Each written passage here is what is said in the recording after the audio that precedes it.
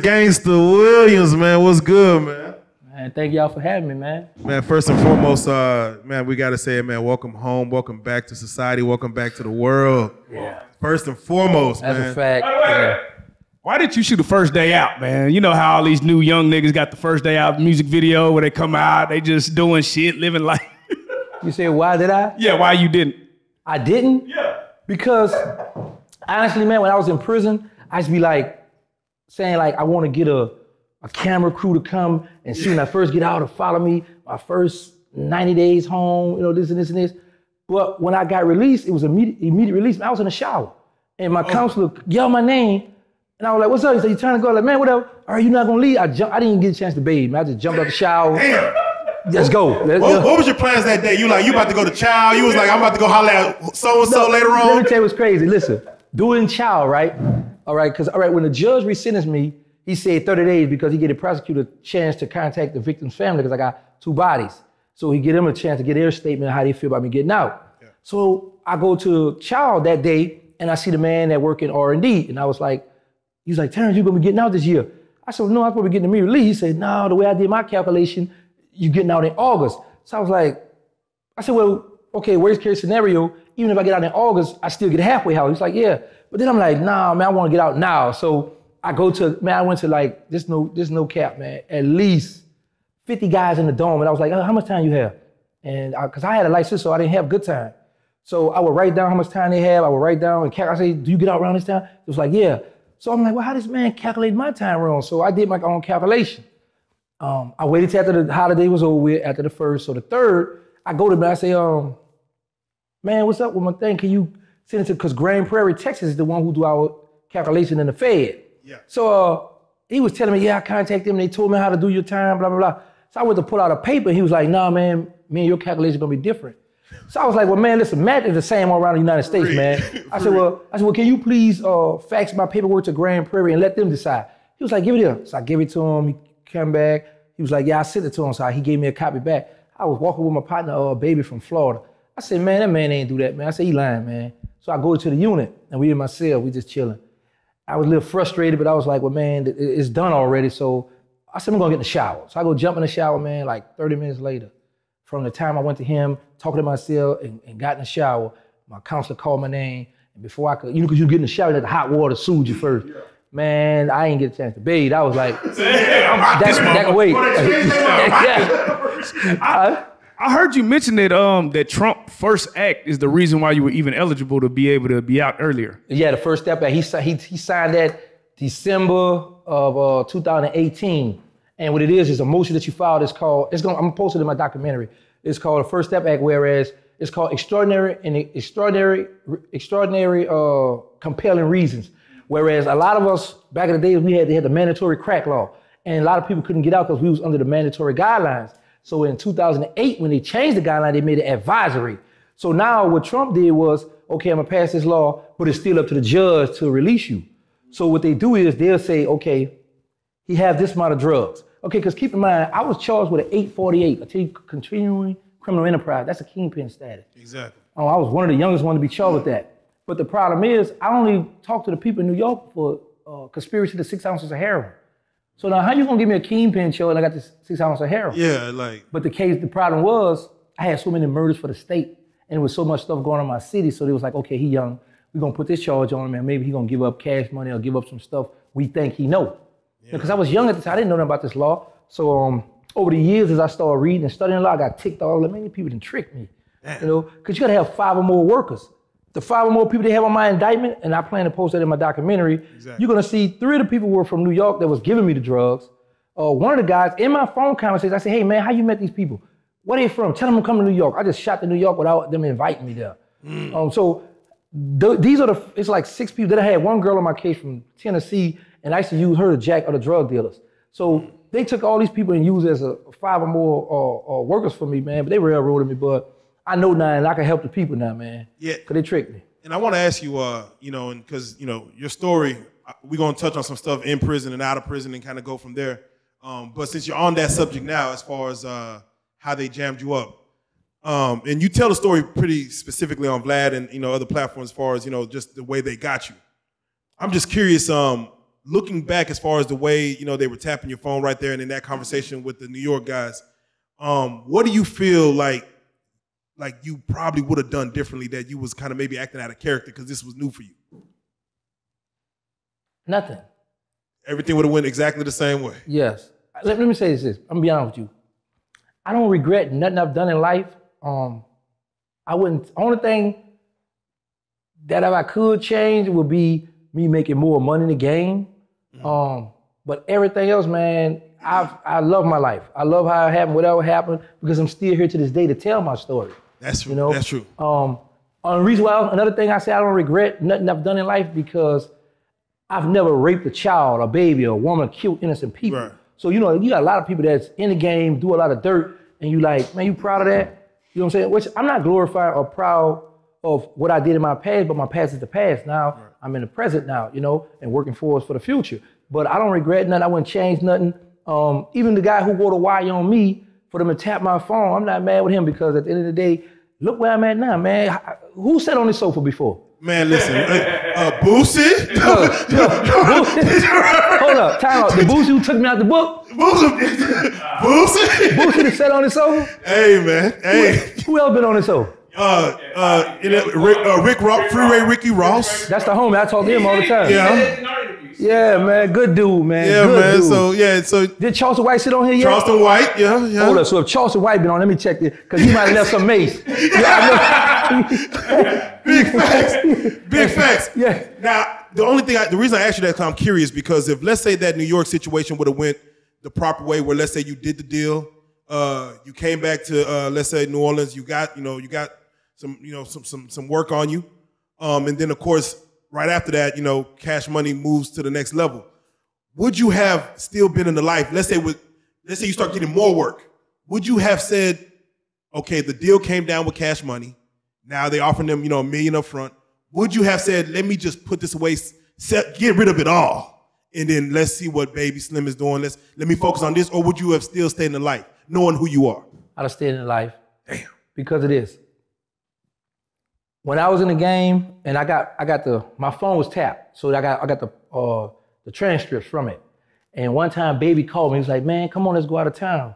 No, let's go on a tour with MC8. I said, man, I'm gonna holler at my PO, I'm gonna see. One time I said, man, I'm in the hood, man, I'm making more money, I don't wanna go on no tour. I hung up on him. And then one time he called, I said, you know what, because I just wanna get out the project. I was like, all right, I'm gonna holler at my PO and ask him, can I go out of town with y'all to do the little tour thing?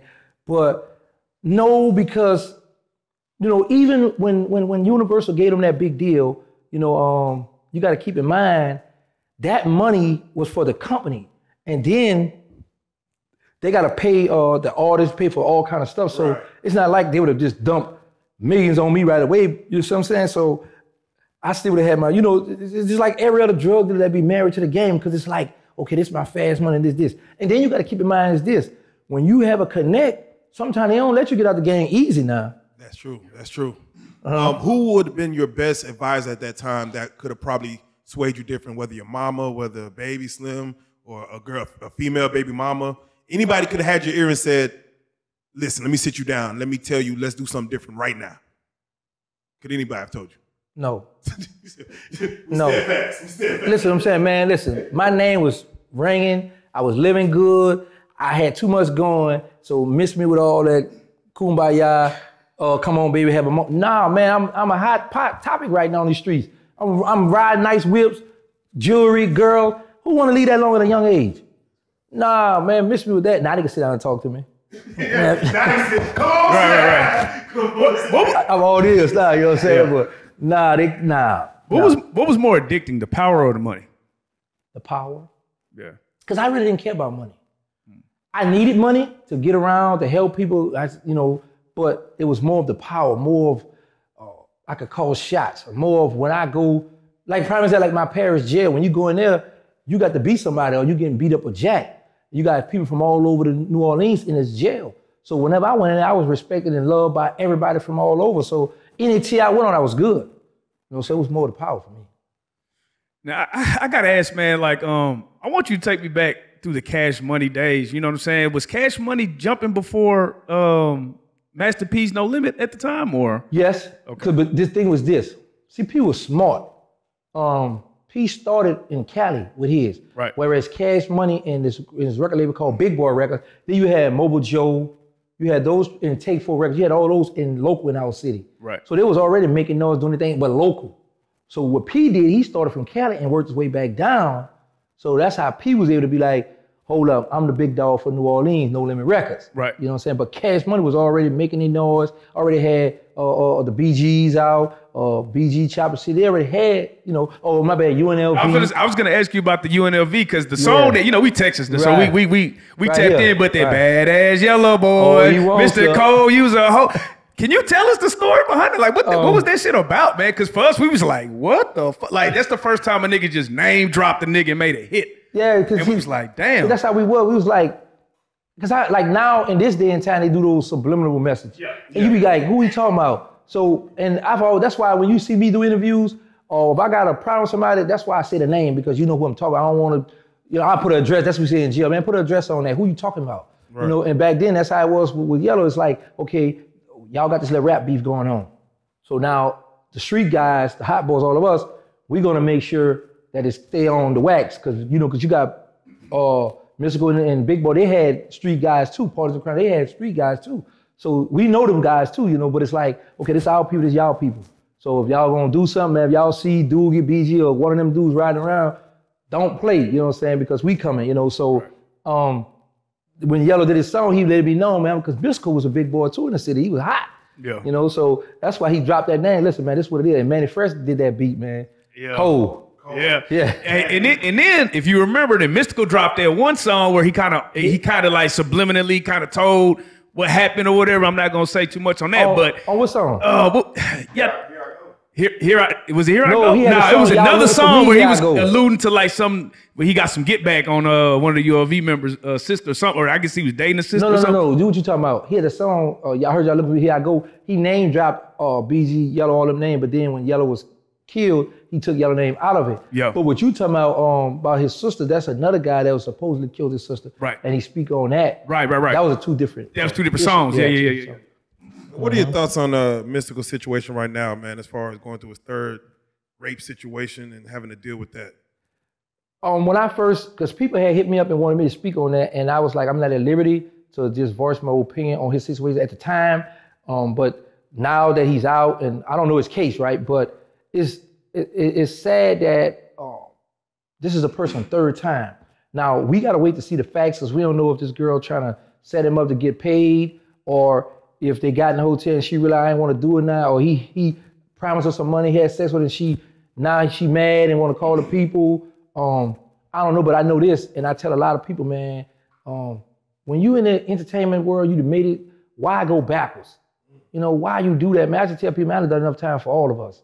You know, stay out here and enjoy your life, man. So that's why I stick with one girl, man. You know, hump her, you know, get tired, you know, just hump her some more, you know. You gotta get somebody you can trust, man, because a lot of these people be playing crackhead games, man. So for somebody who had that much power, how did you navigate having all these women want to, you know, plot on you, maybe want to sleep with you? How did you navigate that when you start rising and getting that type of power? Well, back then it was different. Back then them girls wasn't screaming all this rape and all this crackhead stuff they doing now. And you gotta keep in mind, man, I would leave money here, money there. All my children was taken care of when I was out. And nobody could say, and I took care of other children in the neighborhoods. And man, I had guys come to me from prison and be like, hey, yo, man, you know, such like, yo, what's up? Oh, he told him come holler at you. Oh, here you go. You gonna give me all this? Yeah. How much you gotta bring back? I say, man, keep it, because why would we beef behind some little change? You get yourself together, come back and score from it. You know, so I've always took care of people, always showed love, so I didn't have that problem with women. And then I guess women might have thought I was crazy too, so it's like, you play, Now, you know what I'm saying? You've always told people of a cautionary tale that women do not stay solid when you get locked up. Did that situation happen to you? Okay, how would I put this? Because I know shit. I don't want this phone to be ringing off the hook. Real Lyfe Street Starz. When you say stay silent, what you mean? Give me. I mean, you have an expectation and they fell way short. Okay, I would say this. On one of my children's mothers, I was like, I did dirt, I did wrong, and she knew I did wrong. So she waited till I went to prison and got some get back on me, like moved on. But she got me back, right? But I would say this though. One thing I do respect, I've always seen my children. I was always able to call there. The guy was there. He asked how Gangsta feel about me being around the children. And I was like, well, first of all, he already around, so y'all already got that going. No matter how I feel, it's gonna happen anyway. But he was a cool guy. He used to call her, give me 3-way. I called other women on the 3-way. But I just felt that because I had 2 main women. Okay.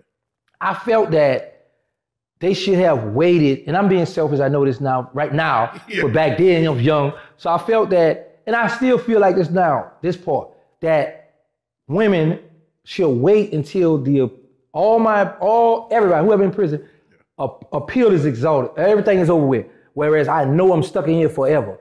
Because you got direct appeal, then you can appeal to direct appeal, then you can go to the Supreme Court. Okay, boom, once that's over with, then you got a 2255, you can appeal that. So you got a 2241, you got different steps you can keep filing to get out of prison. So when the women, it's like they already be waiting on us to go. So once we go, I'm gone. You know what I'm saying? Not all of them, let me say that, because you got some solid ones that'll ride it out. But for my part, I did dirt to my baby mothers and to women, and I guess they felt like, okay, he taking care of home, he doing this and this, but now that you going to jail, boy, I'm out of here. And let me tell you how I realized that it was over with. Let's go. We was in the jail. We have parish in Louisiana. Yeah, exactly. Everybody else have county jail, so I'm gonna say we was in a county jail, man. And we had this payphone, we had the hot wire, the phone where it'd be on all during the day, all night, right? Yeah. So the guys, I had just got sent to that jail, so the guys would jam the cell up so they could sneak out 4 or 5 in the morning. Oh, damn. Now I had a co-defendant on the other side, so this other guy, he snuck out the cell, he go to the window, and man, my co-defendant tell me, he said, hey, he said, tell Gangsta, I just got on the phone with his baby mother, and she just come from the club. Now mine's just like 5 something, I don't want to hear that. Yeah. Man, you what? You just talk, because when I was on the street, I didn't allow my main women to go to club, because I used to always say, when you go to club, you got the nice body, them guys gonna grab your butt, they're gonna disrespect you, and it's gonna be a problem. Yeah. So when he told me that, I was like, oh man. So I called her, right? What's going on? What did you? Yeah, I went out. I said, what? What I told you? What you mean? And she cussed. I said, oh. Oh yeah. Oh no. I said, you ain't never cussed when I was on the street. She said, I know. I said, yeah. Welcome to the real world. It's over with. I said, it's over with. Acting the ass. I said, it's over with. So yeah. So then my other baby mother that was in competition with her, when she found out, because she had my stuff. I was about to say the call, but people gonna know what I'm talking about, so I don't wanna, Yeah. But the other baby mom was like, yeah, she messed with such and such. I said, what? So I called, she like, yeah, that's my friend, I was like, oh, it's over with. Oh, so I was just like, man, you know what? I just stopped focusing on what's going on the streets. Let me focus on what's going on in prison. Yeah, what you in control. the jail, you know what I'm saying? But yeah, man, they left me, they broke my heart, but it's crazy. I'm surprised you never had that, like, what's that, baby boy Jody, where you once you get out, you go right to the house. You know what? Let me introduce, hey, sir, I'm back. I'm out. Bro, let me tell you what's crazy about that. I thought about that with one of my baby mothers that live across the river. But as I got old, because my mind was, any woman I have sex with, you can always be for me, regardless. Right. I like that mindset. My thing was, and once I have sex, I don't want to hear all the other stuff. So when I got ready, when he let me out of prison, I was like, okay, you're really home now. You don't have time to be going play. And then you might go to this house and this dude might be a stepper, what they call, you know what I'm saying? And this man might have a tool and I don't have nothing on me. And, you know what I'm saying? I can't get crushed like that. I done been through all this to come on and let somebody behind, because they're gonna say, oh, he got killed behind a piece of cat. Yeah, you don't want that story. No, man. You don't want that storyline at all. That's why, man, I need to find this maid. Did he leave some maid? Did he leave a canister or something? Man. For real, that's non-lethal. While we on the subject, because somebody actually asked us a question I posted your picture. They said, what are your thoughts on Charleston White? Man, Charleston is his own man, right? One of my brothers who I do a podcast with, he don't like him. A lot of people don't like him. I understand him. I understand the entertainment side. I just pray that, he protect himself, stay out of the dangerous areas, because he say some real serious wild stuff. Boy, he don't be playing, man. So I just wish the brother success, and I know it's entertaining, but some things and I know people got exercise their First Amendment, you know what I'm saying? And every time, man, I be bored. I said, I'm gonna go look at, Charleston White never disappoint me. Yeah. I'm going, when I click on his channel, he gonna have something to say, right? Yeah. But certain things, I be like, whoa. Now, he called you his hero. Yeah. He said, that man's my hero based on the situation of what you said on Vlad. Right. He said, man, he goes down in the guineas, which I will touch on. But before we even get to that, I got to ask you, Big Meech. BMF is out. A lot of the youngsters are finding out what the Big Meech stuff was. I know even you said he was after your time, but now the BMF story's out there. But you were locked up with him too, right? Yeah. On the same compound. So meeting the man and seeing the man and now seeing that, the world is, 50 Cent is putting his story out there. Look, his son is playing him. The world's going crazy. How do you feel about his spirits when you were with him? And how do you think his spirits are now that his story is getting played out for the world? I like that. When I first met Big Meech, well, let me back up. They used to have what you call a 10-minute move in our prison, right? Where you got 10 minutes to get where you want to go, either to your unit, rec yard, law library, wherever you got to go, back and forth. So it was this guy that I did time with years ago. I didn't recognize the guy. He had long dreads with some platinum diamonds in his mouth. And he had another kind of tall, light-skinned guy with braids in his head with him. So as I'm walking, I used to walk fast because everybody's like, oh, they go the second fastest man on the compound. That's how fast I used to walk because I got to get where I got to go, you know what I'm saying? Second fastest. Right, they used to call me the second fastest. So the guy was like, hey, yo, Gangsta, what's up? So I was like, as I'm walking fast, like, what's up, who you? Oh, I remember such. I said, I don't know, I don't remember you, bro. And I kept going. Later on that day, they was like, yo, Big Meech on the compound. So I was getting ready to go to the phone. I said, how you look? They said, he a light-skinned dude. I said, oh, he was with the guy earlier that was speaking to me. I said, I must have made that guy look bad because Big Meech was just standing there. And at this time, Big Meech, I'm hearing about BMF when I was in the penitentiary. He a legend, you know what I'm saying? So for him to be standing there being quiet and the other guy trying to talk to me as I kept going, this must have made him, because I'm pretty sure he must have told, because later on I put it together, I said, he must have told Big Meech he know me. I said, well, I'm gonna clean it up. So for dinner time, they used to let us just hang out on the compound. So we right by the chapel, like on a sidewalk. So I see Big Meech maybe like, I'm like right here, he maybe like, I'm like at this wall, he at this right here, but he talking every time when he get a chance to make his way towards me, someone stop him. What's up, Big Meech? Talking to him, and I'm checking him out. We making eye contact, but it was taking him a little second to get to me. So I see the other guy earlier. I was like, oh, what's up, man? You need anything, to make it look a lot better from with Meech, you know what I'm saying? So when we finally get a chance to come together, the guy was like, yo, Big Meech, this gangster, Big Meech. What's up? We shook hands. Meech was like, hey, man, I've been wanting to meet you. My heart go out to you because I read about your interview in the Ozone magazine. You're young, you're at the light sitting, blah, blah, blah. I said, because I usually go straight to him. I'm like, well, come on, let's go to the rec yard and talk. So we go out. So Big Meech was like, man, listen, I was a billionaire on the streets, and we was talking, right? I said, well, listen, man, now that your name rang, because at this time, I'm in the stage of me getting on a positive kick now. So Big Meech, I never forget that it was his exact word, man. I say, hey, man, I see how these guys gravitate to you on this compound, your name ringing BMF. I say, bro, you're going to start doing interviews, do something positive. He said, man, look, if I do an interview, I'm going to tell them also how to sell drugs and get away with it. I said, listen. I said, bro, right now you a little bitter because the people gave you that time. I said, but you're going to change the attitude later on, right? So he was cool with this old head named Lloyd from New York. So me and Lloyd was cool because we was in the law library a lot. I said, hey, man, you doing this blog or whatever thing for Big Meech. Why don't you start doing some positive stuff because people going to want to talk, hear from Big Meech and stuff. So he was like, he showed me, he said, see, I said, okay, yeah, you on the right thing because he was already, in the process of doing this. So Big Meech, bro, I ain't gonna lie, that man got to that compound and man, he had some of the guys I would never think that would get BMF ENT on the left side of their neck, man. They was tattooed, and he made it clear. He said, listen, I'm not giving nobody no connect. I'm not hooking nobody up with nothing. I'm not doing nothing when y'all go home. So in other words, people try to get with him just for, the gains, for me to let it be known, look, I ain't got nothing, nobody.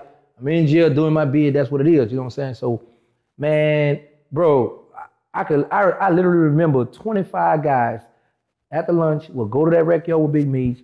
They go take over the weight pile. They're going to work out. They're going to hit the weights, do their little workout. And then after that, Big Meech whoever got the wine, he going to bottle the wine up. Whoever cooking food, he going to bottle the food up. And he going to sit in the cell or hang out and just talk war stories. Just talk about on the streets, man. He was a very good, humble dude, man. Very humble dude, bro. I gotta ask, if 50 Cent approached you and was like, we want to do the original Hot Boys series like we did BMF, who would you want to play you? Like what actor? Honestly, bro, I don't know. I just 50 Cent pull up on me, just give me the check, and you we gonna work it out. Whoever you want to play with, y'all work that part out. Right. Get the money, you know what I'm saying? I trust you. Yeah, I wouldn't get. That would be a hell of a series, I think. And you know what's crazy, man?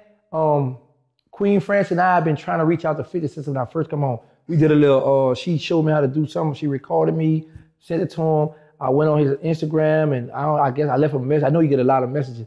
I left him a message because I was like, he did a documentary for Magnolia Slim down my way. So I was like, okay, I'm working on a documentary. I need to hook up with him and let's do this stuff, you know? Yeah. But it's hard to catch those celebrities when you just you and your business partner, you know? Yeah. So it's been hard for me to contact them people. So I'm just doing it my own. We're gonna have to connect the dots. Now I gotta ask, there was one thing you said, and I'm just curious if you could touch on. You said you was part of one of the biggest federal heists while in prison for almost over 200,000, 225K. Man, can you touch on that scenario, man? Because it's hard to even come away with a 10K. All right, listen, man, I'm gonna do this for y'all, man. I ain't never get about this whole story, man. Real Lyfe Street Starz. And I don't do this home. He may be watching me, man. I gotta get me some mace. Charles, hey, homie, I'm in Texas, baby. I need some mace. You need a canister. Listen, man, listen. This series talk. Shout out to Charles and White, first of all. Man. I come in this unit, and one of my Muslim brothers from Baltimore, he was like, "Hey, yo, man, old boy right there, man, he want to meet you." He was a brown skinned Cuban. He had a brown skinned Cuban. So he had a little thick mustache, right? I was watching him. And so he was like, man, he got money. You know, in prison, in federal prison, everybody got money. Everybody had boat, G4, G5s, hundreds of kilos, millions of dollars, bad, bro. We all had that. So that's just federal life. Right now, they got people locked up for one bullet. But anyway, so I'm watching the guy, right? So the guy waiting to cut into me. So he would give my celly a bunch of magazines. So I was like, oh, okay, checking them out, right? So when my celly goes to the hook, because like, how federal prison goes sometimes, if there is a fight, like say if some Bloods have a fight, they're gonna go and lock up all the head gang members and, you know, to make sure everything is okay, it's not gonna be a domino effect, blah, blah, blah. So my celly was a big Blood from Baltimore, so they lock him up. So I got the guy property, so I gotta make sure the guy get his magazines back. So I go and say, hey, here go your property. Oh man, thank you, yo, I've been wanting to talk to you today. I got a bunch of books and magazines. I buy food from the kitchen. Now mind you, a lot of guys bring chicken and fish out the kitchen, but they have it tucked under their balls and head. So I was like, nah, I'm good on that. I don't want that, bro. I appreciate it though. Yeah. But you know, we talk. He said, hey, any kind of magazines or books you want, I'll order it for you. So I was like, all right, that's cool, you know. So I say, so I had this other person that was in prison with me. He had reached out to me and sent me an email. He was like, listen, man, if you give me $25,000, I can get you out of prison. So I saw the email, right? I left it there. So I said, let me see what type of time this guy, because you got some guys who not into cooperation, period. You got some guys who can't stand snitches or rats in prison. And you got some guys who want to get out of prison, that'll pay to get out of prison. Right. So I said, come here. I go and bring him to the computer. I said, look at this. He read it. He was like, So he don't say that. We leave. It's child time. Bruh, I'm going to say like from our dorm to where the child hall is like a street block.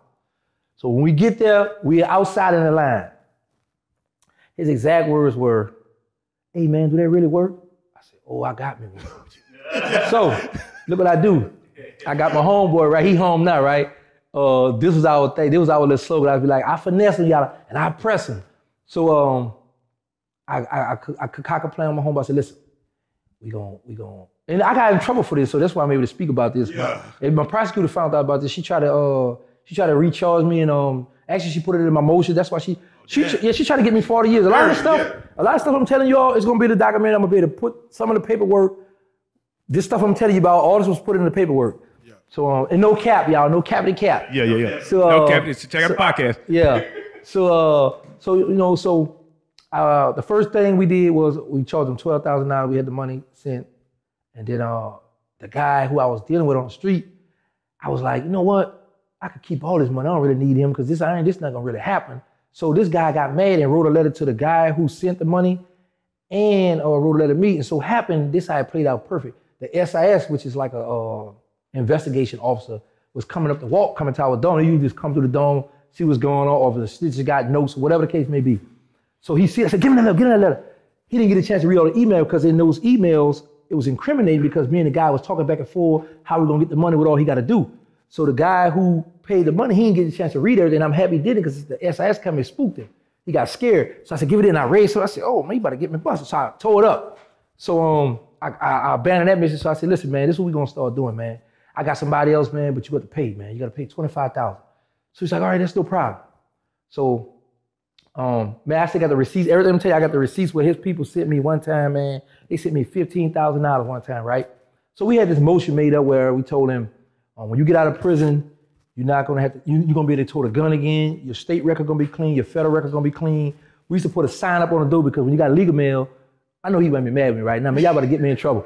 We used to put a sign up on the door, right? And it said legal mail. He's like, yo, the mail here. So I said, like, listen, man, this stuff classified. We can't give you this paperwork, but I can let you read what's going on. He's like, all right, let me read it. He reading. So when we'll give him a release date that he's gonna come up. When that release date come, I come up with an excuse. Like one of my excuses, I came, I said, hey, man, I said, I don't know who it is, bro, but it's somebody that's talking, that's pillow talking, and now the feds don't want to let you out, man. I said, it's 3 people, man. So he's like, well, what it is? So I found out who one of them is. I said, it's my celly, man. He was running his mouth, and now the people mad. They don't want to do the deal.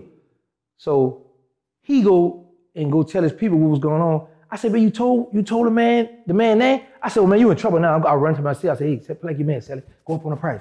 So my celly in the bed, I said, hey, man, this man has told the people your name, what was going on, why you can't get out of jail. So he's like, oh, I ain't tripping. That's another $10,000. He's all right, don't worry, I'll pay it.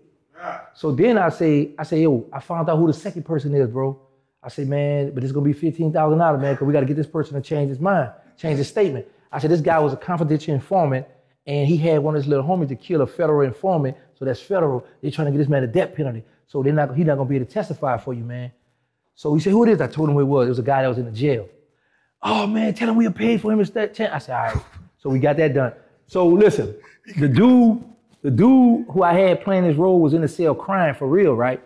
So I walk in the cell, and I'm like, man, we acting now. I'm about to cry. I'm like, man, you crying for real? Like, he really played this role real good, right? Bro. So the last person was this homosexual that do law work. Him and his boyfriend was in the gym together. I said, y'all want to make $2,000 right quick? He was like, yeah. I said, all right, just be cool. Just stay in the gym. Don't ask no other questions. I'm going to come in and out the gym. So he's like, all right. So I go out and say, hey, man, the third person, that's the, he may be dead now because I think he had HIV anyway. Okay. He had a DC. I said, man, you know, he do law work for me, man. And I slipped and told him, and now he wrote a statement on you, man. You know, it's going to be $20,000 to get this straight. He was like, ask him, would they take $1,500? I said, man, come on, man. That man got a life and his boyfriend got 200 years. You think they're going to take, you tripping, man. You want to stay in jail? All right, I'll pay it. So I go in the gym for a while. I said, look, I'm going to have that 2,000 cents. Y'all don't worry. I made 18 off that lick. So this is why the federal, because the prosecutor wanted to know why the people in the prison, because what happened was, this is how we get in trouble. It's me, my celly, and my homeboy from my city. We had this thing in prison where they be playing sex game, like dude go to playing, or grabbing their butt, or talking sexual talk. So my celly used to my homeboy used to like to play these games. My celly wasn't really on it, but my celly liked to joke and clown a lot. So as they go to playing and talking, then they'll get serious about the fight. So I would break them up. Man, you go to your cell, you get out of here and you tripping. So my homeboy, he was like, man, Gangsta, my homie, he's supposed to take my side. This is my cellmate I gotta sleep with. This is my Muslim brother, first of all, and my cellmate. Yeah. I'm not about to take your side and you about to go home. I gotta live it with this man. Yeah. This man, 6'3", big old black, you know what I'm saying? Yeah. So anyway, so what happened was one day we had 3 computers. I went to one computer and it was a kind of like a handicapped guy. He had a wheel thing, white guy. Go to the computer. My homie ran to the computer, but the guy beat him to the computer. So they have a little argument. So my homie like, man, put a penis in your mouth. The guy said, put it in your mouth. And my homie's backhand, slap. So that guy told him, he said, listen, either check yourself in or I'm gonna tell the people you assaulted me. Now mind you, my homeboy, he never had a dime in Chinese money. He used to get high on the street. So now I got him with like $60,000 on his books. And he's going home the next month. The guy wound up going to tell the people he got locked up. So now while he was locked up, he said, hey, I didn't speak to SIS. He go tell SIS, hey, me and this guy here concoct a plan to run a scam on this guy. Damn. So now the SIS started investigating. Damn. They checking on the phone records and all this, and now my name in the middle of everything. Damn. So now they contact the prosecutor. sent the information there. The prosecutor wanted to charge her, but the only problem was this didn't happen in New Orleans. It happened in Florida on that compound, so they had to charge us. Okay. And the reason why I can talk about that is because the statute of limitations is up on that. There you go. So, there you go. But yeah, they got phone records. They got his people were smart, so this is what they would do. This is why the SIS couldn't freeze our money. His people had them green dot cards back then, but they would have a different name. So they would send me money under a fake name. They sent him money under a fake name. They sent him money under a fake name. So when the SIS investigated, they did, like if it came from his family, then it would have been something different. But it came from different names, so they couldn't even much take our money. So, but the prosecutor, she wanted me with 40 years. She was mad about that. Oh yeah, she gonna be mad. She gonna watch that documentary though. Yeah. She gonna watch that documentary though. They own that. How many people do you think is gonna be real salty after that documentary drop? It sounds like you got some stories. It's gonna be a lot of people, but this is what I'm learning as I go along about the documentary. Because there's a lot of stuff about cash money, a lot of stuff that I plan to put in, I want to put in there. But as I've spoken with some people higher up, they was like, when you do a documentary, certain people, you got to get permission to speak about them. Yeah. So I was like, okay, now I got to tweak it. I got to do this and that, but people going to know what I'm talking about. I'm not going to put no incriminating thing when somebody go to jail, because they already called me a rat and snitch, so I can't do that. I got my shirt. You can call me. Don't call me collect. Don't call me. Yeah. Don't call me collect. Talk to him. But it's gonna be interesting. Queen Frances and I are working on it. She went half with me, put the money up, because I wasn't gonna do that at all. Shout out Queen Frances, yeah. Shout out Queen Frances. Man, listen to me. I'm gonna be honest with y'all, bro. When I first come home, they shot me straight to New Orleans. So I'm riding around and called my mother, and I'm every call pay, I'm looking at it. I was like, boy, cars are gonna turn the way we turn. Cars are gonna go the way we going. I said, Mama, I hear what you're saying, man.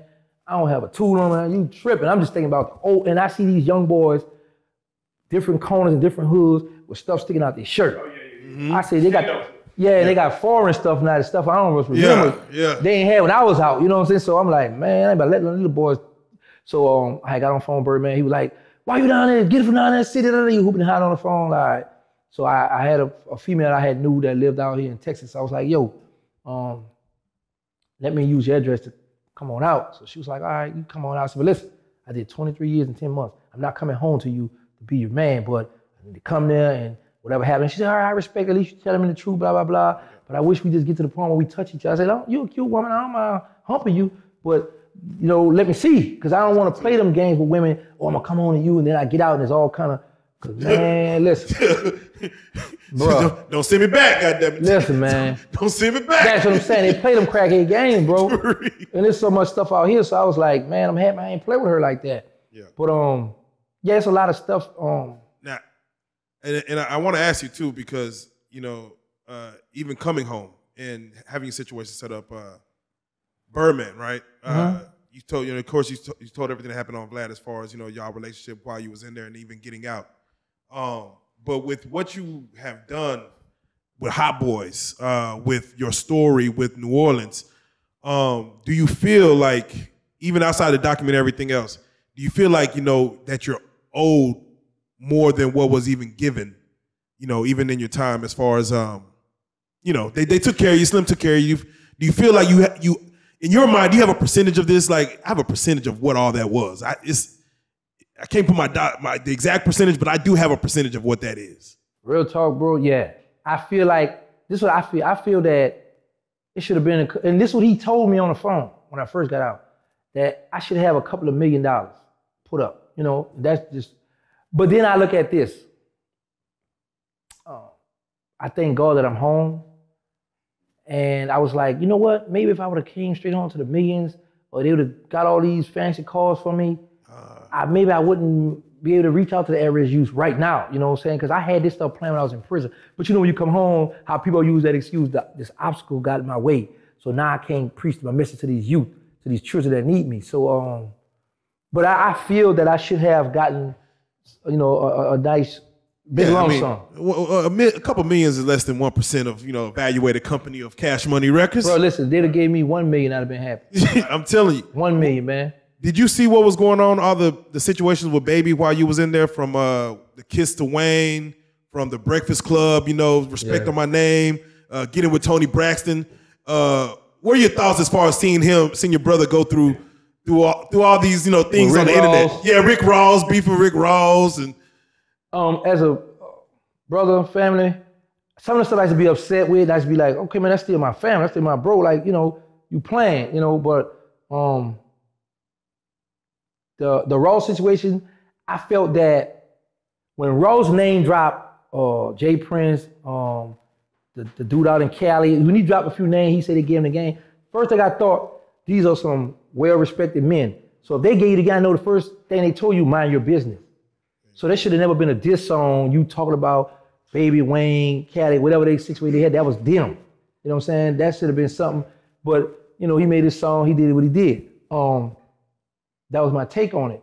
Yeah. And honestly, I came close to taking that same beat and speaking back to him, you know, because that's, you know, that's family at the end of the day. Yeah, that's family at the end of the day. We're going to like, listen. Yeah, I was like, I had reached out to Birdman. I told him, I said, look, man, I'm about to get old boy to record me, man. I'm about to go. He was like, nah, man, leave that alone. You know? How is Slim able to stay so low? We never, I don't even think we've seen a interview or nothing from Slim. Yeah, there's an interview with him. Like, what is he? Yeah, he rich as hell just chilling. Listen, man, let me tell you what Slim do. Sometimes I might call somebody, like, when I was president, bro, what you doing? Nothing, sitting on the sofa watching TV. I was like, watching TV? I say, man, this man, but he always home watching TV. He ain't going out, he ain't doing that club stuff. He's sitting home watching TV. He gonna watch this. Shout out to Slim, man. Yeah, not for real, man. Yeah, stay solid, stay solid. Yeah, he gonna watch this. Now, we do have to ask, you know, again, you're wearing the shirt, you know, you went back and forth with Boosie. You know, Boosie's been on our platform. You know, to go at that entity, you know, Boosie, you know, and mind you, a lot of people didn't know who you were. They didn't know Birdman had a brother. They were finding out like, who's this Terrance Gangsta Williams? But then they're coming to terms now that after they do a little research, they're like, okay, shit, okay, we know now. Was that for you when he responded to, when he did the Vlad situation, talking about your interview with Vlad, did you immediately want to say something about that right then and there, or did you have to like kind of sit back and process like, damn, Boosie kind of trying to dethrone what I did? Did you have to like kind of evaluate what you wanted to say and do? No. Immediately I wanted to attack. Let me tell y'all something. Immediately I made a video, right? I still got that video in my phone. I didn't put it out because there were certain business propositions and other stuff that was going on with people I knew that was dealing with Boosie. And I was like, I don't know how this is gonna play out, because I'm the type of person, I'm out here by myself. I got my nephew with me, but other than that, I don't run with nobody, I don't do that. So it's like, I don't care, you know what I'm saying? But then I thought about the other people that's around me. I had to, you know, worry about their well-being. So I didn't put that video because that stuff I did, that was like what you call rated PG. I did a rated R at first. Oh, wow. But I looked at it both ways. I was like, wow, Boosie really just showed me some love. He threw me the alley hoop and I slam dunked it. You know what I'm saying? Yeah, for real. So I was like, good looking out. You know what I'm saying? Because what he did was, he's right. He have a title to his opinion, you know, but the way he put on, he made it. Now, I would say this. He put me on a high pedestal that I don't feel I should be on. Because when he made a statement about a lot of these dudes bow down to me, man, there's a lot of gangsters in my city. I got a lot of love, a lot of respect, and Angola. He right about that. But I don't think it's to that magnitude the way he put it. But I was like, okay, boy, he really dressing this joint up for me, making it look good. I got to take it and run with it. You know what I'm saying? So I don't have a problem with Boosie. I don't have beef with Boosie. He let you know he was somebody that he had respect for me. The stories he heard, you know what I'm saying? Because when I was in the streets, I was in the streets. So, but I just want Boosie and them to understand I'm not in the streets anymore. Now I understand I messed up y'all legend book or whatever the gangsters or whatever the case may be. But history is always going to be there. No matter what you call me, no matter what you say, how you feel about Terrance Gangsta Williams, history has already been made. Yeah, but I think the thing that hit the hardest for a lot of people was you said he was in protective custody, right? And then for people, they look at Boosie as one of the most gangster rappers. He beat death row. You know what I'm saying? So was that accurate or was that? No, that wasn't accurate. That wasn't accurate. Gotcha. I apologize for that, and I'm gonna apologize again to Boosie for that. One of my co-defendants was like, yeah, man, you know, Boosie was in protective custody. So it's like, oh yeah. So I'm thinking, I'm like, but I know when I called, when Boosie sent a word to me, it's a guy out here in Texas. he lived in Houston. He used to reach out to a lot of celebrities, a lot of people in prison. So he would write me, he would write Boosie. And Boosie sent word, hey, yo, tell Gangsta I got a book I'm trying to sell. Do you want to buy my book? Whatever the case may be. Yeah. So I was like, at the time, like, nah, I ain't really interested in buying no book. You know what I'm saying? I got my own book. I got my own life. Now I would say this here, that's something I'm mad I didn't do because Boosie done blew up big. You see, he kind of, outside of music, he... Come on, man. Damn. I had a chance to get that book. Whatever book it was, he was trying to say I had a chance to get. Had a chance to... And I got a lot of guys in Angola that love me to this day, still respect me, still look up to me, still be reaching out to me. When I heard he was there, I was like, yo, man, make sure Boosie good, make sure you look out for him. So they said, well, man, he in protected custody. So now, that's all I remember. So I ain't thinking nothing of it, you know what I'm saying? But when he came at me, I was like, look, man, this is the word I got back that you was in protected custody. So, and I know how Angola ran, you know what I'm saying? I've never been to Angola, but I got a co-defendant when we were juvenile. He in Angola, him and my other homie in Angola, they've been locked up since 1992 for a murder they didn't commit. So I got a lot of people that's in Angola, man. I'm talking about a lot of people that's in Angola that still holler at me to this day. So when they said that, I was like, all right, well, I know these men ain't gonna lie on him. But then I realized there are guys that don't like you, that's jealous and envy of you. Now I would say this, I got stories from when he was in Wade, went up to jail. I got a homie named Cat Derek that robbed him for his groceries. Cause you know, when you come from commissary, you can get jacked. He went to DCI, he slept right next to my blood brother. And my brother had to teach him a lot of stuff there. It was, I got a picture of a guy that used to extort him, they used to get the cigarettes, he used to buy these cigarettes. So I got a lot of this stuff. But then when I realized a lot of people start coming out the woodwork, talking bad about Boosie, giving up all these different stories about him, I was like, man, I'm tearing another black man down, you know? Does that happen a lot when you see someone with a celebrity status come into a general population? You know, you have like Young Thug and Gunna, you know, Wife and Lucci. You hear stories about things that happen to them. Do they be a target like for like when you sat down? Do people know when someone of a celebrity stature comes into a prison system? And do they be like a target for people like, ooh, Yeah, man. Listen, bro. Keep in mind is this: in prison, I'm gonna speak on federal. I've been in state, but I'm gonna speak on federal because I did half my life in federal. Yeah. And in federal, you're around people from all around the United States. So you got this thing is you got to keep in mind, you tough, I'm tough, we're going to see who the toughest. So you got a lot of guys that got forever in a day, that people done left them, turned their back on them. So now if you a celebrity, you got money. So now you got guys that like to, they'll run in your cell with a handkerchief, with their big knives, rob you. You have guys that'll come through, listen, man, look, we run this compound, we got this. Look, send this money here, we're going to make sure you all right. So you're going to have security with you, you're going to walk to the commissary, walk to the rec yard. It's all kind of extortion games that go on in federal prison. So when you come there, yes, you are a target. Now, when you get there, there's no such thing as, I'm burning by myself. But I'm gonna say this, I take that back. There is a such thing as you can run by yourself. However, if you go in that commissary all the time and you got a lot of money on your books, the wolves, the hyenas, they're gonna watch you. And they find out what state you from, they're gonna put up on your car, like, hey, yo, y'all rock with such and such? Like, nah, he by himself. You're gonna get ran down on. They're gonna rob you, they're gonna stab you, or they're gonna jack you. You getting off that compound some kind of way, unless you pay that bill. And with celebrities, what they would do, not in federal, but in state, they would put you in PC first, and then put you in certain like little cell block, how they did Boosie. Yeah. So you're not really in general public running around, you're in these little cell blocks, so you're not really, you know what I'm saying? You're not really with the lion, tigers, and bears, but you know what I'm saying? But one of my homies that was in Angola, he hit me on Facebook through his people, I got the message right here, and he said, listen, man, there is a such thing, because Charleston White and them did an interview and did something with a homie from Angola that did a lot of time. He was like, there's no such thing as Angola. I mean, PC. But my homie hit me on Facebook. He was like, look, man, there is a such thing as PC. He said, no, Boosie wasn't on PC. He said, but there is a PC. He said he was in Camp J. That's a cell block, working cell block. Yeah. My homie hit me and said, I said, all right, cool. But at this point, the damage had been done, so I was like, I don't really care what it is, you know? Let them figure it out. Now, I want to ask you, you know, as far as your situation, they came down on you with wiretapping your phone. And I like how you said, I didn't know the prime code phone could get tapped. Yeah, man. What are your thoughts now, you know, with YSL? They was able to actually, from what they say, the federal government was able, or the state government was able to put tapped phones to the prison guards, give it to the prisoners to then listen on calls while Young Thug and them was free. And then they're now using the lyrics against them in, you know, for court proceedings. So which goes beyond wiretapping. Now they're using, you know, what I'm rapping about. If I'm even implicated in a RICO case, it can be used against me. How do you feel about that? Because, you know, to me, freedom of speech is still freedom of speech. Yeah. The First Amendment, that's not right. The prosecutor hitting below the belt. The DA probably hitting below the belt. That ain't right. Because you got guys that just, like you said, rapping about stuff they hear in the street stuff. And what the prosecutor's doing, or the DA's doing, they bring this stuff in the court to try to convince the jury, like, look, he's guilty. And you got a lot of rappers, man, that never been in the streets, that just rapping on what they heard, and now they getting caught up with these big conspiracy cases, and they using it, and that ain't cool, man. That ain't right. So people need to come together. And I heard they was trying to pass a law for them to keep the lyrics out. And I had just reached out to some guys who I left because I've been to the law heavy. But since I got out here, man, I just forgot about a lot of that stuff and changed. But got off the books. Yeah, man, I gotta let this strike. You can live your damn life, goddamn it. Yeah, bro.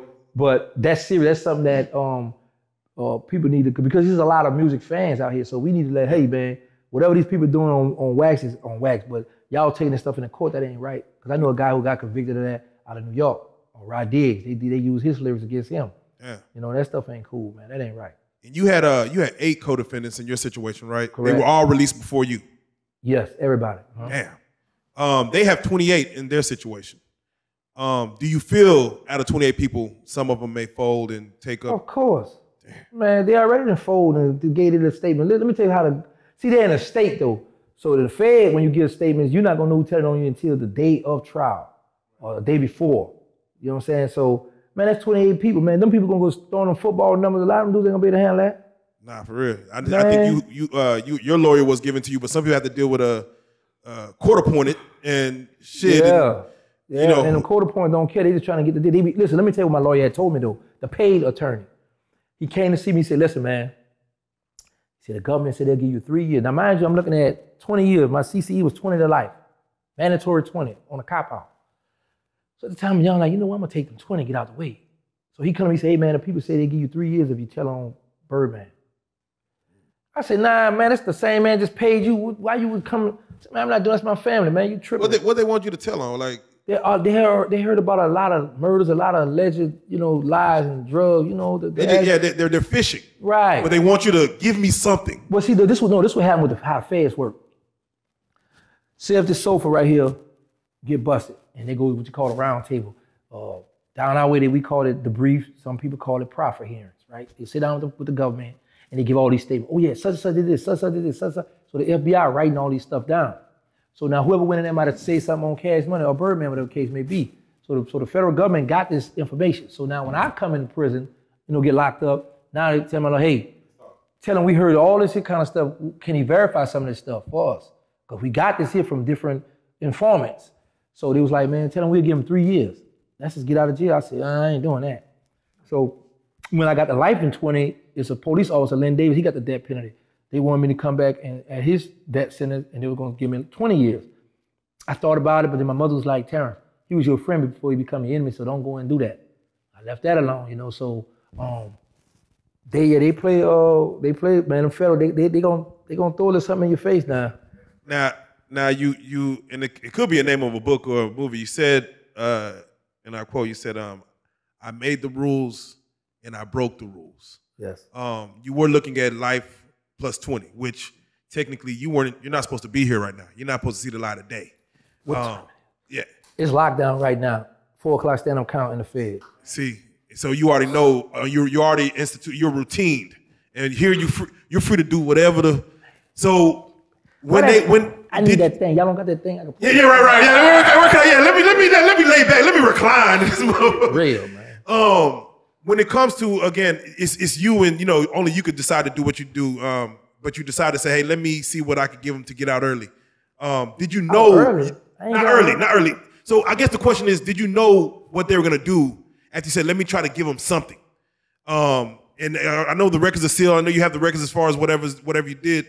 But as far as to try to get my sentence reduced, did you know, like, okay, I could probably get out when I'm this age, or I could probably get out next month or in 2 years? Did you see that, or did you feel they were playing with you, wanting to just, hey, tell us something? Well, this is what happened. I feel they were playing because early on, I got with the state and gave up some murders, right? Got immunity, closed the murders. The feds wrote a letter. It's in my docket sheet. Anybody who put my docket sheet, you'll see the 5K letter, right? The 5K letter is public records. But what the feds did was, okay, we're gonna write a letter to the judge, but however, you ain't tell about these other 2 murders right here. The other 2 murders had something to do with my co-defendant that I looked at as brothers. I couldn't tell him that. If I give you this, you're gonna give me immunity. But then the statement I give you, these 2 guys, you're gonna arrest them, they're gonna be held accountable for this. So now I ratted on my men. So I had to, I couldn't give it up. So then the judge said, well, by the preponderance of evidence, I feel like you found guilty for these murders. I feel you guilty of these murders. Life. Just gave me life. I didn't get a chance to go to trial. I was never indicted or charged for these murders. So now. Oh, that's fucked. So you're basically saying you trying to, they tack that shit on after the fact. Yeah, my case is public record. If you get my sentencing transcript, you will see what the judge say. But this is crazy part. The judge told my co-defendant, listen, I feel you orchestrated these murders. I feel you the one had the gun, all this here. But you gave my co-defendant 480 months. Then you came back and reduced his sentence. But you kept me with the life sentence that you told my co-defendant you believe he the one that orchestrated these homicides. But yet you keep me with the life sentence. That's crazy. You know, you never indict me. You never charge me for these murders. You just say, hey, life, get out of here. Twice. They gave me life twice for 2 murders. Yeah, that sounds like that's some bullshit anyway. Like, you know what I'm saying? That's what they did me.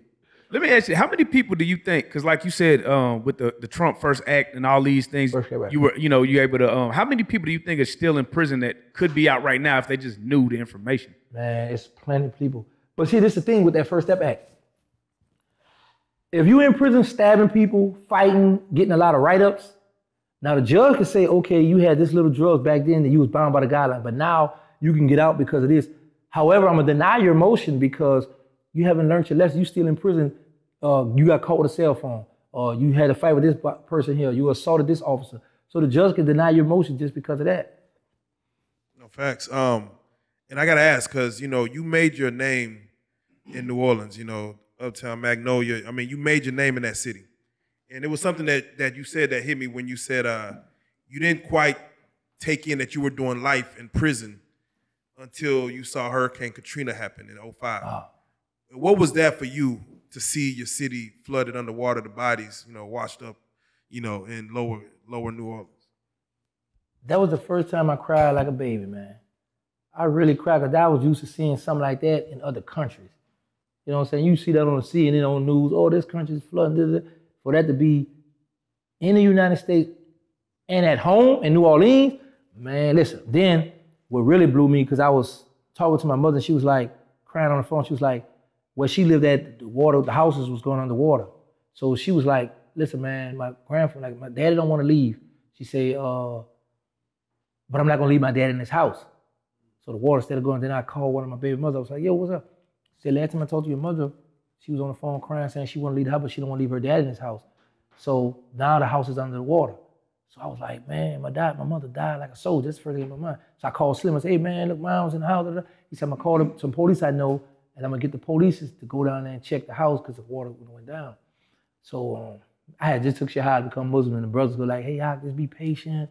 You gotta, but I'm like, man, I just took Shahada. Y'all deen, y'all Iman is higher than mine. I don't, right now, man, that's you only get one mother. This lady been riding with me since I was a child on to now, So I cried like a baby too, and then I got a call. So the chapel called me to the chapel, and my mother had called and said, I got the call, I called her. They had came to Dallas, Texas, and the people at some shelter gave her a call. My grandfather was 80-something at the time, 90, because he died at 102. He was 102 when he died. But yeah, man, that was something. Now, I do got to ask you before we get out of here. I know we run on time. The Vlad interview. That was one of the most dopest interviews I've seen. But do you think you gave it up just a little too much on there? Because I was like, this is the most raw, uncut interview I think I've ever seen. No, because think about this. There are people that send word to Queen France saying, hey, he said some stuff, but it's some unanswered questions. This, they broke it down, right? And I was like, some stuff I left out because I got my documentary coming. Yeah. But if that's just a little bit of the story, that's just a little bit. Shit, man. That gotta be the most anticipated documentary. But let me show y'all something. Now think about this here. I didn't go in detail on Vlad about the money I hit for, and I just did that with you all. Yeah, no, that's facts. That's facts. So, you know what I'm saying? Real Life Street Starz. Let me show you something. When Queen France interviewed me for my documentary, when I got shot, it's some stuff I didn't put what happened, the retaliation part, and what happened at the hospital. I didn't bring that up. So it's a lot of stuff that people gonna be like. Wait, you touching on this in the doc? No, yeah, that's in the doc. Hey man, when is the doc coming soon? Miniseries? When is this live show? We need to be in that bitch, man. Y'all Where's the red need carpet? to ask Queen Fran when that doc coming. Okay, yeah, nah, for real, because this might be one of the untold Hollywood stories that, shit, man, it's a movie. Hey, man, before we get out of here, man, plug that dope ass podcast that you got. You be going live on every day, man. Thank you, man. Yeah. I got 2 podcasts that I work from. I got my personal one is Gangsta with the Dash the original Hot Boy. And I got the one with Queen France and I. It's called Cappity Cap Podcast. Cap. Yeah. They be cappity capping on it. That's CAPPITY CAP Podcast. So we do a lot of skits. We touch on a lot of topics like we just did one other day, like should women stay silent with the men when they go to prison, or how long should they? I saw that. Okay, we talked about loyalty. You had a good topic the other night, yeah. Yeah, we got a few things we talk about on the Cappity Cap Podcast. And I thank you all for letting me shout that out, because this is a big platform. I want people to stop and go to that, because y'all raise some questions that even me and my girl got to look at like, okay, should we be talking about this? Listen, Hey, and then you said Dallas was the #1. Yeah, Dallas, Texas. Shout out to Dallas, man. Shout out to Dallas. Listen, man. Yeah. Shout out to Dallas, Texas. But let me tell y'all something, though. Because one of my people hit me and told me, he said, because I guess some of the people in New Orleans got a little offended, right? They say, well, Gangsta, you got to keep in mind, when Katrina hit, a lot of people went to Texas. So that's true. That is true. I said, y'all. That is true. That's true. Exactly. That's true. But Dallas, Texas is the #1 city that hold us down, man. Shout out to Dallas, Texas. I love you all. Thank you all. Yeah. Please keep supporting. We're gonna keep it coming. For sure. And we got the Queen France World, Instagram. I mean, what they call it? YouTube. And she got a model agency. It's official Queen France. Yeah. She got Queen France Agency. Both of those on Instagram. We got our own Instagram page, Cap to Cap Instagram, Cap to Cap Podcast Instagram. She just put that up, I think today. Y'all doing numbers on that motherfucker too, man. Hey, are you selling the shirt? Well, let me tell you, where can we get the merch? Well, hold up. Now, time out. I didn't make this shirt. It's some people that just like how we doing an interview now, right? And people hear the certain things. They said they want you to wear it on the. Yeah, and I'm supporting somebody's shirt. This a clothing line here, Solo Mission. This day shorts. This shirt here is Boss Your Life Up clothing line. So these people, like my homie sent me 4 shirts the other day. I gave them away on our podcast. There you go. But a lot of stuff people are black owned, or even if you're white owned, if you're independent, they send me their clothes. I wear it. Nah, love. Because it's free. We finna give you a Real Lyfe Street Starz shirt, man. Give you a Real Lyfe Street Starz shirt right now. I'll put it on right now. You want me to? For those that for those that want to follow you and really interact, what's the best way for them to get at you? Is it Instagram? Is it the YouTube? Is it your pod? Like, what's the best way for those who want to interact with you? Like, let me see what he's doing right now. He might respond to me. Queen Fred tell me about this all the time. I'm always on my Instagram. Okay. Terrance Gangsta Williams Home. I'm always on there. I answer my own. I answer back personally. Mainly on my Cappity Cap podcast. You can hit me up on there. This is how you're gonna catch me on. This is the platform you're gonna catch me on that I'm gonna be able to get back at you. My own Instagram, Queen France Instagram page. My Gangsta the Original Hot Boy YouTube. The Cappity Cap YouTube. Queen France World YouTube. Queen France Agency. Official Queen France, all those things I'm on. We're going to post all that. It's going to be in the comments. We're going to post it all, so they're going to be able to follow it all. Let me tell you where else y'all going to be able to catch me at. Concrete Chronicles podcast, my brother Jahad, we met at the pen. He doing his thing. He be sending me messages because we talk every day. Brian Glaze Give, he get at me, we talk all the time. My boy Critique, he got a ICU Studios on Instagram. He helped me out tremendously. Man, but those ones I just named, I'm on it personally. Yeah. Listen, it be time she be able to tell me, boy, come on, how we gonna film you on it? I say, man, I gotta talk to the people. You gotta talk to the people, man. Hey. People don't understand this, because this would really be shocking me. When I answer people back, first they say, oh, thank you for getting that little old me. I didn't think you would answer my I'm from the hood. I'm regular. You be surprised though, bro. Like, yeah, that's the. You would see me. I'm not gonna lie, bro. I've never seen nobody capitalize like you. Like you did the interview and immediately start turning up on you, because niggas don't do 100K, dog. You doing 100K every time, bro. So yeah, you built your platform. Let me tell y'all like this. Y'all people gotta thank Queen France, because she's a hustler. She's seen it. I didn't see it. Bro, listen to me. I did that one. I promise y'all, man. Women. Bro, listen to me, bro. All black women. There's no cap, man. I didn't know about the social media stuff. I'm still learning now. We had to ask her, man. I was just like, okay, I'm home. I'm just gonna just live my life and just chill, just stay under the rock. I'm just gonna chill. She was like, yo, I can get you paid. You can do this. Boy, we can do this. You can do the diamond. I said, people don't want to hear my story. I said, they got ghettos everywhere. It's gangsters. It's all that. Because I'm thinking me. Like, I don't want to hear nobody shoot them up, bang. I don't want to hear that stuff. I've been hit up. The world has changed. I see that now, man. Listen. And she showed me. But one thing I respect about her, she never threw in my face, I told you so. She just do this, and this, and keep it. But she know better because she knows she can get fired quick. Because, I told you. See, that's what now, at this time, we normally try to give shout outs, man. I want you to shout out some people that's out and about, but also I want you to shout out some of those that's still locked down that may. Oh, boy, you about to get me in trouble, man. Come on. Because, man, listen, bro, all right, I'm going to start from Angola.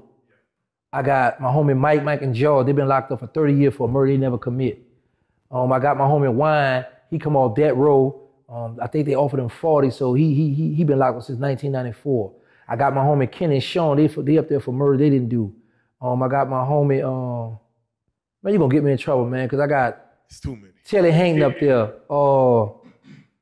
Lil Beanie got out. He had life. They got out because my homie, my little brother Keaton, he got out. He's been on the boxing team because they come up this thing when they were juveniles. Now they could give him a chance to get out. Man, let me see. Yo, y'all forgive me, bro. Trust me, he's live on the spot, so I know he might forget 1 or 2 or 1,000. Man, listen, to plenty of homies in Angola, they're gonna be like, how you forgot me? Because they called Fred Hayden. I said Telly Hayden. Man, I got a lot of homies in Angola. The Fed, my homie, my Muslim brother Pound from Baltimore. That was Marcelli. My homie Bo, part of the Booby Boy from Miami. He waiting to get out. Him and his co-defendant, they was the Booby Boys. Oh man, my homie Henry Dillon from New Orleans, he got life. Man, yo. That could be a whole episode in itself, man. Hey, we're gonna call this one of me. My bad, Queen Francis gave me my son. I got a son, y'all. There you go. Oh yeah. My son called me. He bothered me all the time. Shout out to Funky. He used to ride dirt bikes. He's caught up on a conspiracy case right now where he was charged for 2 bodies. And they got it, and I'm happy God blessed me to the law because this is how the Fed doing. He had the same prosecutor I have. What they did was they took, when he was 16, he had another body, so it's 3 bodies, but what they did was they can't charge because it was juvenile.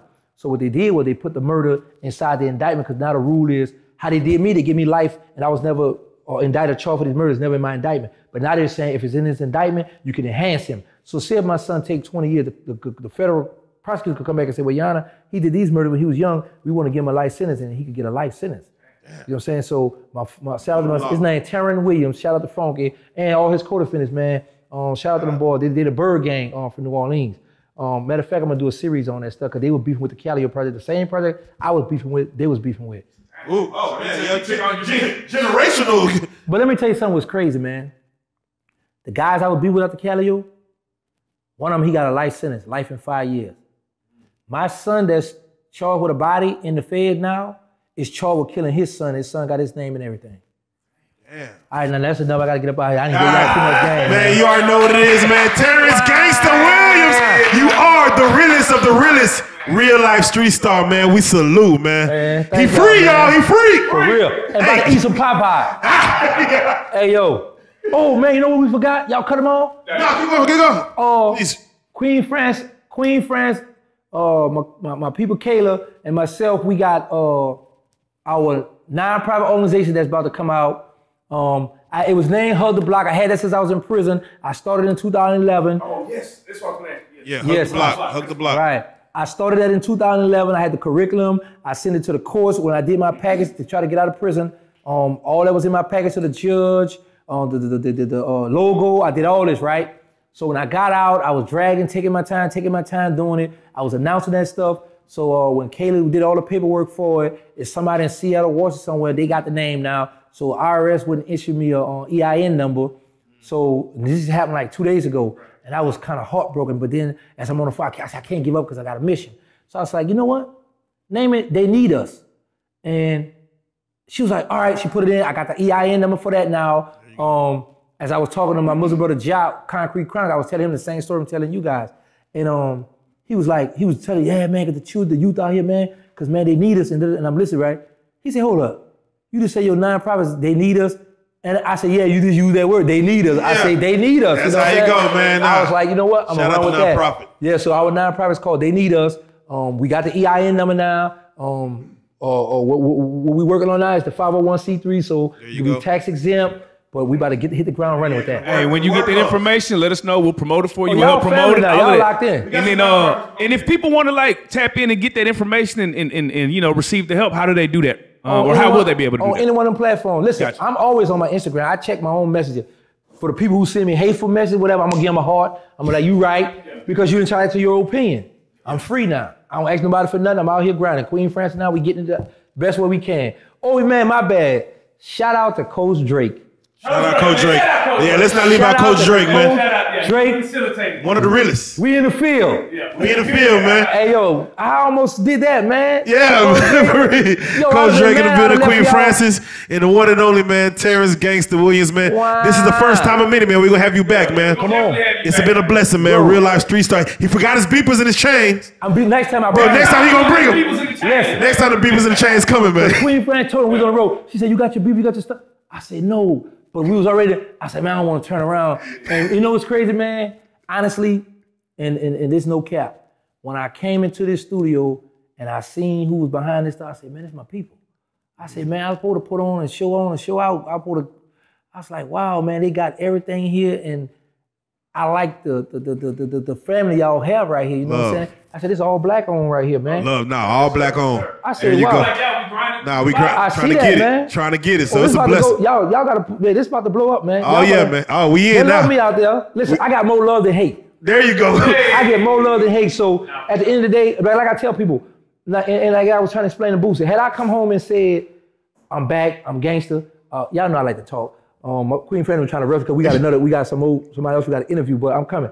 And had I come home and said, look, I'm back, I'm about to go back on my block, or I'm back on the streets, gangster home, then y'all got a right to say, okay, you gave up your strikes, you ain't all that stuff work for nothing. No, I come home saying I want to help the at-risk youth, but I can't help what I did.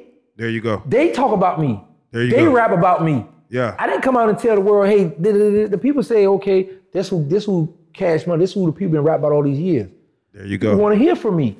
So now I'm going to take that and use it for a positive. But at the end of the day, man, like I tell people, you can't erase history. I mean, you could try to hide it, but you can't erase it. There you go, man. You Change can hide the it, game. you can't erase it, man. I'm always be Terrance Gangsta Williams. There you go. That's what it is. The original hot boy. The original hot boy. Wow. Real Life Street Starz, we out, man. Shout out to Real Life Street Starz, baby. Thank y'all. Love.